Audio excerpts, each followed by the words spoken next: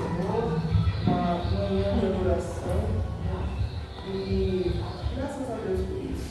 Nosso Deus é bom. Eu gostaria de ler que a palavra do Senhor, versículo 6, no capítulo 5, a história é muito bem conhecida, né, na igreja, onde fala sobre Naamã.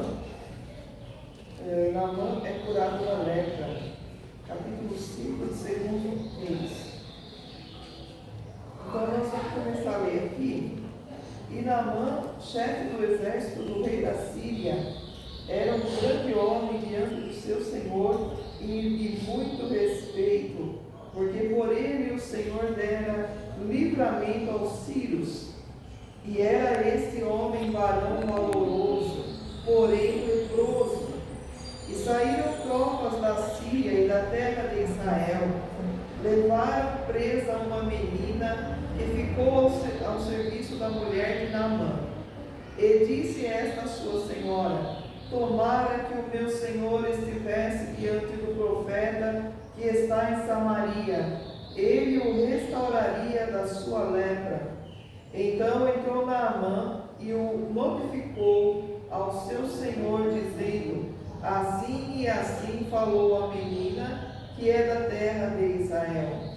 Então disse o rei da Síria: vai, anda, e enviarei uma carta ao rei de Israel.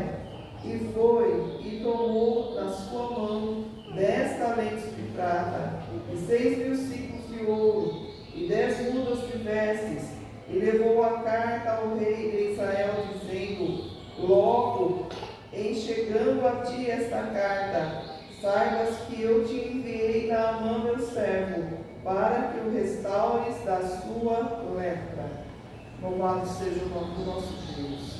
Então, meus irmãos, essa palavra é uma palavra maravilhosa, é um estudo profundo da palavra de Deus, porque Naamã, começando a analisar Naamã, o nome Naamã quer dizer gentil, quer dizer amoroso, né? Deriva de Noemi, que também era agradável, né?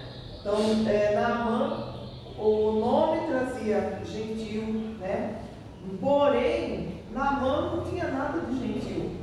Naamã era alguém arrogante, um homem orgulhoso.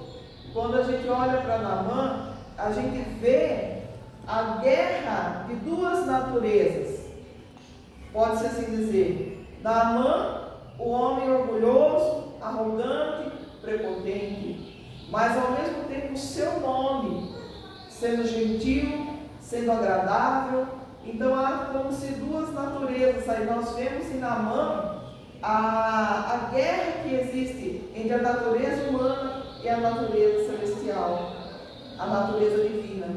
E é o que acontece hoje, muitos não, a humanidade hoje passa por isso, porque dentro de nós existe essa guerra. Muitos hoje querem ser gentil, querem ser amoroso, querem estar na presença de Deus, querem ter Jesus na vida, porém, quando a sua natureza do orgulho, da prepotência, da arrogância, não deixa. Então fica aquela luta, aquela guerra. E Naamã estava assim, porque Naamã estava ali servindo aqueles deuses da Síria. E não estou falando Síria, não estamos falando de Assíria. A Síria é outro país, estamos falando da Síria. Então ali Naamã, ele servia aqueles deuses da Síria. E quando ele entrava no templo, ele adorava aqueles deuses juntamente com o rei. Naamã era o homem imediato do rei, era o seu general. Então ele não era uma pessoa assim rasa, ele era uma pessoa do alto escalão, alguém muito importante ali na Síria. Então o que acontece? Naamã, ele era alguém importante, era alguém de status, era um general, ele era um general e era bem sucedido na sua tarefa, porém ele tinha cometido uma enfermidade. Ele era leproso, estava com lepra. E a gente sabe que naquela época a lepra era uma doença que não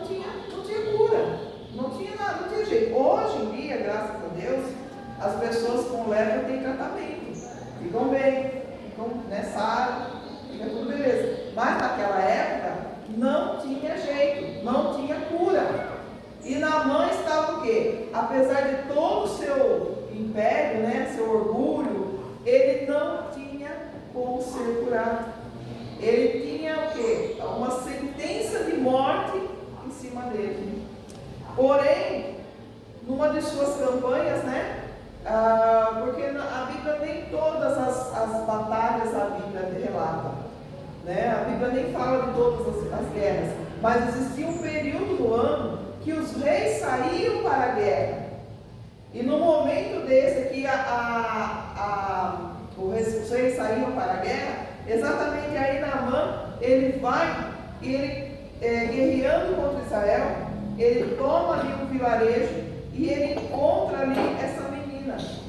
E ele leva, ele achou graça na menina, ele levou para que essa menina servisse a sua esposa, a sua casa.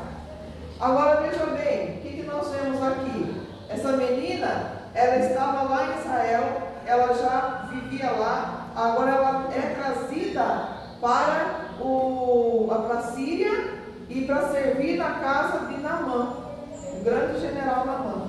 Agora veja bem, o que acontece com essa menina?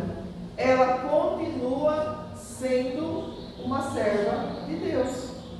Embora ela fosse uma menina de pouca idade, ela continuava servindo ao Senhor Deus. Agora veja bem, muitas pessoas falam assim: mas o ambiente que você está, o lugar, você vai trabalhar em tal lugar, você vai fazer isso, aquilo, vai para isso, para esse lugar não é bom para você, você vai se corromper, você vai ficar mal, você não vai conseguir mais servir ao Senhor, você vai se desviar. Mas o que nós aprendemos aqui? Que o ambiente que a pessoa está, que o servo de Deus está, não dita o seu caráter. Não diz para ele: olha, se eu estou aqui, agora eu não vou mais servir ao Senhor. Menina, agora você vai para a casa do general, você vai para a casa do rei, do general da Síria, então você não vai mais ter condições de servir ao Senhor. Não aconteceu isso com essa menina. Ela foi para lá e ela continuou servindo ao Senhor. Porque, queridos, quando nós nos colocamos na presença do Senhor, quando nós decidimos, quando nós levantamos a nossa mão, é para valer. Não importa onde nós estejamos, não importa o que nós estejamos fazendo, se nós somos de Deus, nós somos de Deus. Essa firmeza o crente precisa ter. Glória a Deus. Eu sei que como o nosso irmão pastor falou, todos os dias nós temos a luta nossa de cada dia. Todos os dias vamos ter luta, todos os dias vamos ter problemas, sim, claro. Mas não é porque as coisas muitas vezes vão mal que eu vou deixar do Senhor. Se eu deixar do Senhor no dia mal, o que será de mim? Então, com Jesus eu passo. Foi isso que Davi falou: com o meu Deus eu salto uma muralha, com o meu Deus eu dou uma prova. Quer dizer, que tinha muralha e tinha prova. No dia dele tinha muralha e tinha prova. Então, mas com Deus, ele tanto dava na prova como soltava a muralha. Então é assim que nós temos que entender, que não importa o local que estejamos, nós precisamos servir ao Senhor, onde quer que nós estejamos. Precisamos ter intimidade com o nosso Deus. Mas aqui estava essa menina, e ela poderia ter olhado para Naamã leproso: esse general aí, ele que me tirou da minha terra, ele que me tirou da minha casa, da minha mãe, do meu pai, eu não quero nem saber desse homem, ele que morra leproso.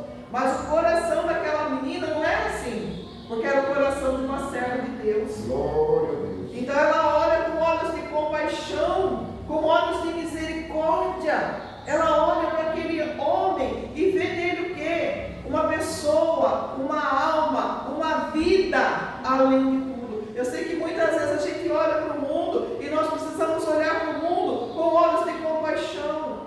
Como essa menina olhou para Naamã.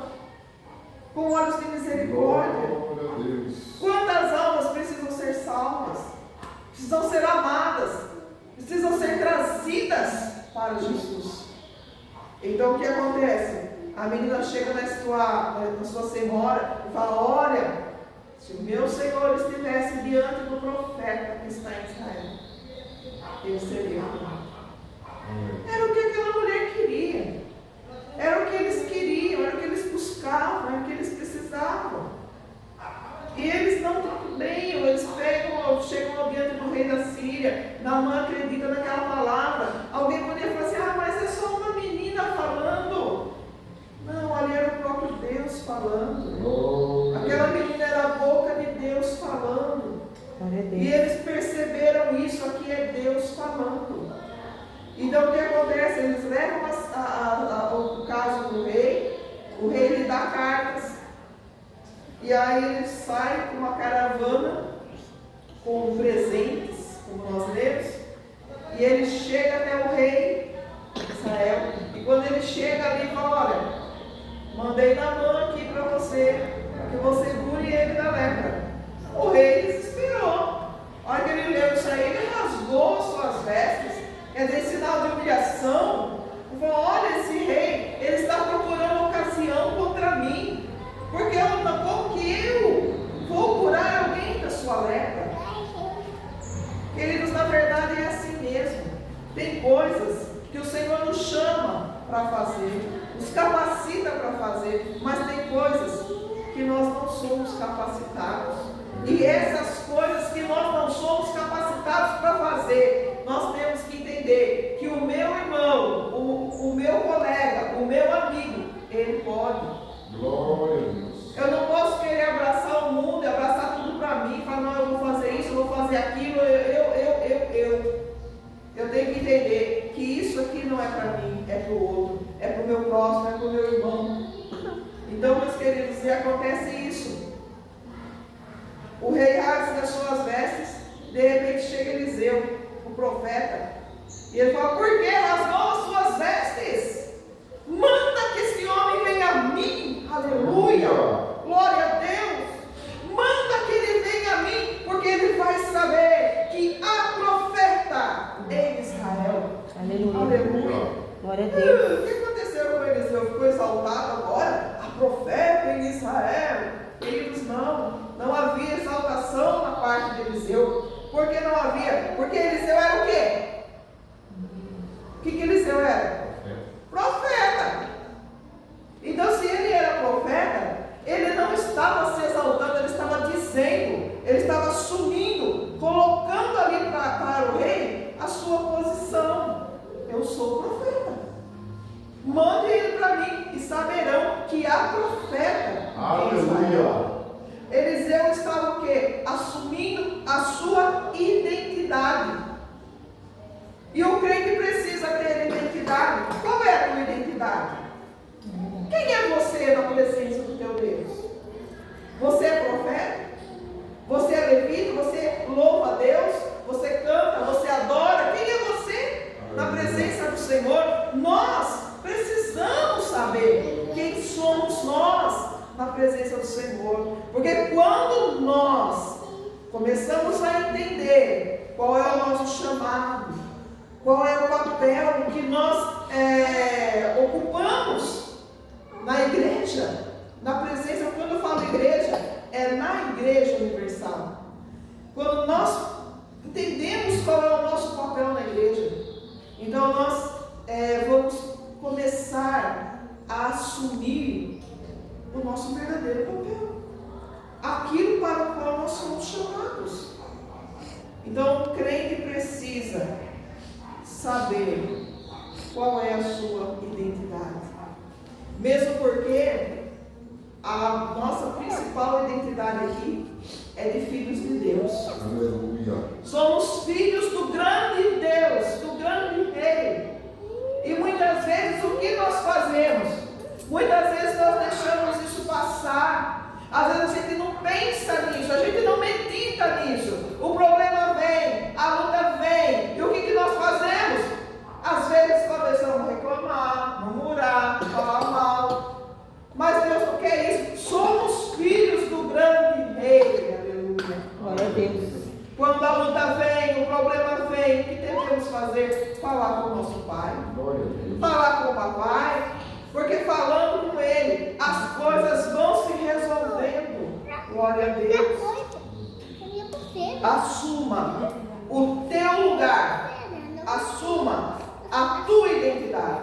Eliseu falou: eu sou profeta. Aleluia. Glória a Deus. Quando você assume quem você é, as coisas vão se encaixando, vão ficando mais fáceis.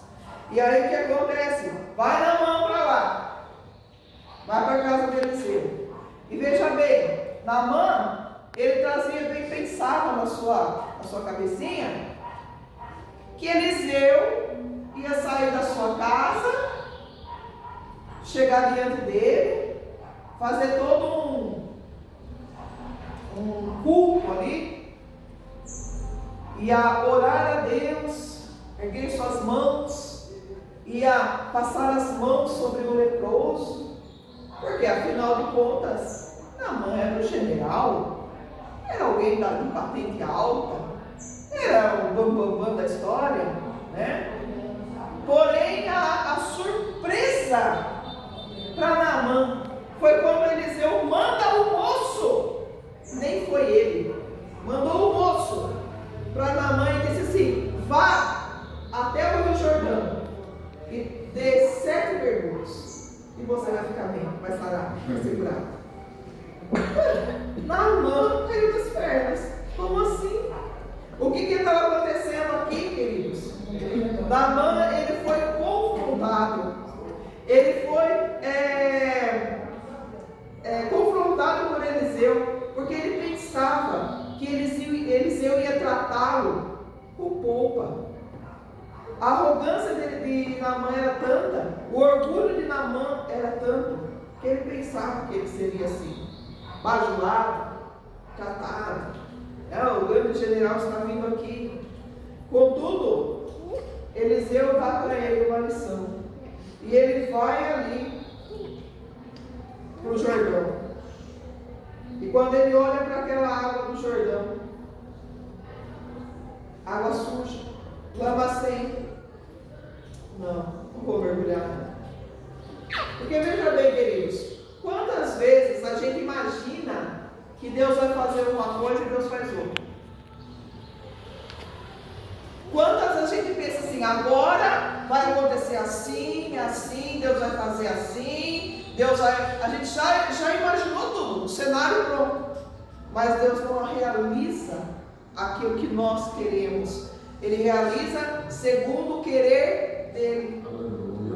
Quantas vezes Deus nos surpreende?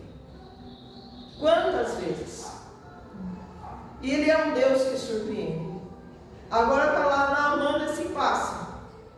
Eu achei que ele ia passar a mão na lepra. Agora está mandando mergulhar no rio sujo? Como assim? Não, a banda de Farpar são os rios de Damasco. Eles são bons, melhores rios.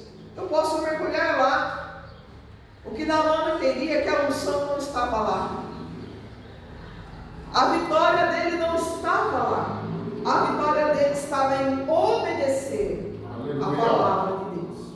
A vitória de Naamã é a mesma nossa. Quando nós começamos a obedecer a palavra de Deus, aquilo que o Senhor nos orienta, as orientações que o Senhor nos dá na sua palavra, quando nós começamos a obedecer, as coisas começam a acontecer.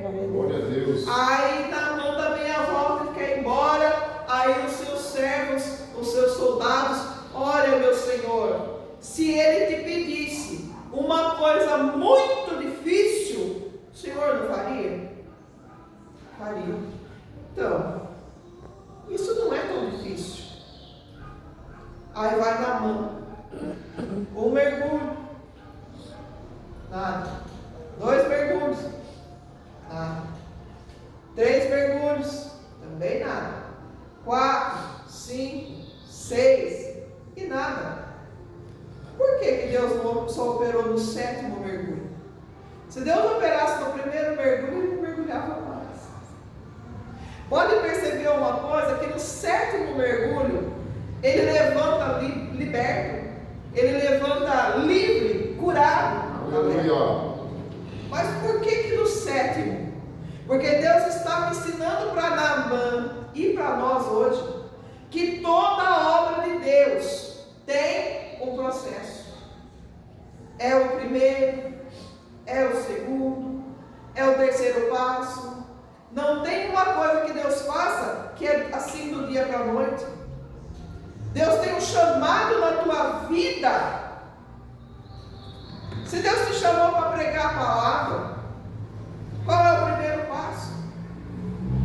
Ler. Aleluia. Primeira coisa, ler a palavra. Orar, segundo passo. Terceiro passo, estudar. Ler, orar, estudar, preparar, jejuar, clamar, buscar, estudar, fazer curso, estudar a palavra, curso de teologia, sei lá, alguma coisa assim. Esses são passos que vão te preparando para o teu chamado. Ninguém pega a Bíblia, nunca leu a Bíblia, pega a Bíblia e prega. Deus me chamou para louvar. Deus me chamou para louvar. Qual é o primeiro passo? Aprender a cantar. Ensaiar. E orar. E buscar unção, louvor. E se preparar. E estar pronto. Deus me chamou para cantar, mas eu vou para o culto, não tenho nenhum louvor preparado. Entende? Precisamos nos preparar, porque quando Deus te chama, Ele vai te dando passo a passo, vai te preparando passo a passo, e você precisa o quê? Se abrir para isso. Mas são 7 mergulhos, não quero mais. Já dei 3, não vou mais. Já dei 4, não quero mais saber. Não, queridos, ninguém começa do dia para a noite. Nós temos algo que o Senhor vai fazendo, o Senhor vai operando, o Senhor vai dando vitória, vai acrescentando o que precisa ser acrescentado, vai dando experiência, vai fazendo. Ninguém que começou a cantar ontem já vai cantar no congresso para milhões de gente, vai passar, vai parar, ficar assim parado. Não, você vai cantando no culto da casa, você vai cantando no culto da igreja, no culto que não tem quase ninguém. Depois você vai cantando no culto que tem bastante. E assim vai até que você chega no congresso. É assim que Deus opera. Ele vai trabalhando com você. Trabalhando em você. Mas está demorando. Demora mesmo. Demora. São passos. E aí Naamã entendeu isso. Que para ele ser curado, houve 7 mergulhos. Não foi 1 nem 2, foram 7. Obedeceu a palavra. E nesses 7 mergulhos, Naamã foi não só curado, mas ele foi transformado. Ele teve um encontro, aleluia, real com o Deus de Israel, o nosso Deus. Glória a Deus. E quando ele tem esse encontro com o Senhor, que ele sai daquela água e ele vê que ele não é mais religioso, não é mais imundo, não é mais alguém que ninguém quer ficar perto. Agora ele é uma pessoa limpa, aleluia, sadia. E ele olha e ele chega lá para Eliseu agora não é mais o grande general Naamã. Agora ele é servo. Ele olha para Eliseu e ele fala: o teu servo. Ele se refere a Eliseu como o teu servo. Agora ele estava o quê? Humilde. Agora ele estava transformado. Então o que ele faz? Ele oferece para Eliseu presentes. Os presentes que ele trouxe. Mas Eliseu, ele não aceita. Ele fala assim: não, olha os teus presentes. Por que Eliseu não aceita? Porque Eliseu, ele estava ensinando mais uma lição para Naamã.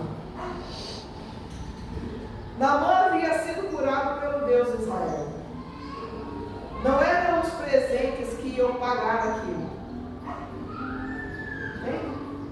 Aí eu te pergunto, você vê Eliseu, um homem simples, profeta de Deus, morando num lugar simples.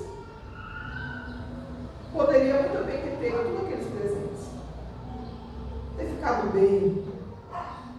Mas não era isso. O objetivo da vida de Eliseu não era ficar rico. Qual era o objetivo da vida de Eliseu? Era servir ao Senhor como profeta. Foi chamado para ser profeta. Olha, percebe que Deus tem falado hoje muito sobre o chamado? Foi chamado para ser profeta. Então ele não queria ser rico. Ele não queria ter riquezas. Porque se ele quisesse era a hora. Mas ele deixou abrir mão de tudo aquilo. Por quê? Porque estava ensinando para Naamã uma lição. Olha, não são os teus presentes que vão garantir a tua cura. Você já está curado. Você já está curado. Você não deve nada. Aleluia. Leva os teus presentes.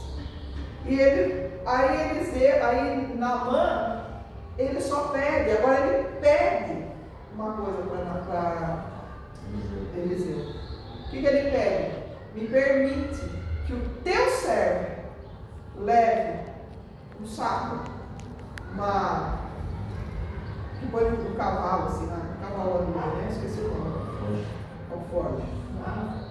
Ele fala, eu vou levar um pouco desta terra, da terra de Israel. Para quê? Então, para que quando eu for adorar ao Deus de Israel, eu me ajoelhe em cima desta terra. Aleluia. Olha que coisa linda. O homem estava transformado. Agora ele queria adorar ao Deus de Israel. Queria agradecer ao Deus de Israel.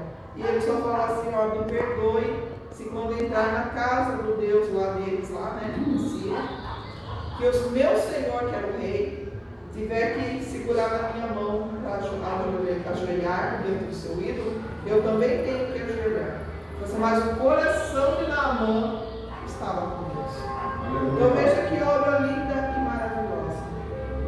Que Deus opera, que Deus faz, que Deus realiza na vida daquele que espera em Deus, que tem o temor de Deus. Tudo isso começou com aquela menina. Começou com ela.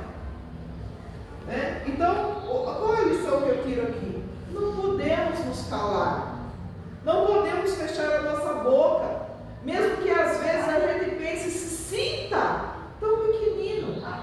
Mas eu sou tão pequena, ninguém vai me ouvir. A voz daquela menina foi ouvida. Foi ouvida por 2 reis. Foi ouvida pelo general. A voz da menina foi ouvida. E o grande milagre aconteceu. Então, meus queridos, não tocar, mas fala. Incomoda a terra. Fala de Jesus. Fala do Senhor. Por quê? Porque você não sabe, como diz a palavra, não deixe de semear. Porque você não sabe qual é a semente que vai brotar. Apenas semeia. Aquela que brotar vai dar o fruto. Amém? Amém. Deus nos abençoe.